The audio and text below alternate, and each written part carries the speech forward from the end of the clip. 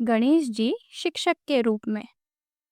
हिंदू धर्म में गणेश जी को विद्या, बुद्धि और विवेक के देवता कहा गया है।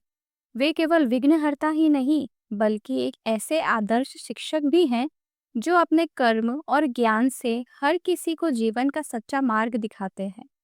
एक बार देवताओं और ऋषि मुनियों के बीच यह चर्चा हुई कि संसार का सबसे श्रेष्ठ शिक्षक कौन है। सभी ने अलग अलग विचार रखे।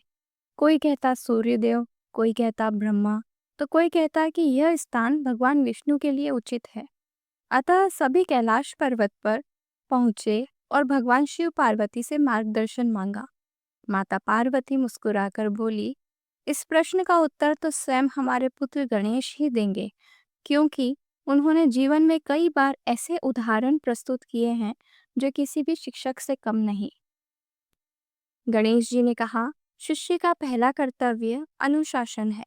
उन्होंने उदाहरण दिया, जब मेरी माता पार्वती ने मुझे स्नान करते समय द्वार पर पहरा देने का आदेश दिया, तब मैंने उसका पालन किया। चाहे सामने स्वयं महादेव ही क्यों ना आए, मैंने अपनी ड्यूटी नहीं छोड़ी।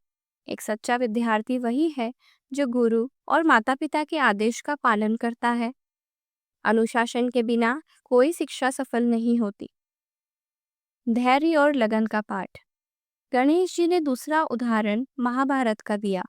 जब ऋषि वेदव्यास ने उनसे कहा कि वे महाभारत का लेखन करें, तो गणेश जी ने शर्त रखी कि व्यास जी बिना रुके बोलेंगे।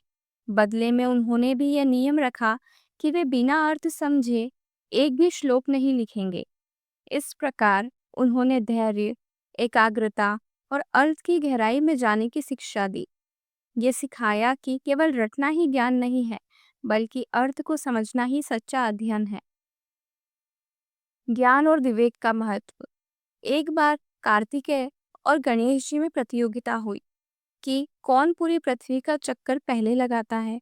कार्तिकेय अपने वाहन मोर पर बैठकर तेजी से निकल पड़े, लेकिन गणेश जी ने शांत भाव से अपने माता पिता की परिक्रमा की और कहा, मेरे लिए तो माता पिता ही संपूर्ण संसार है।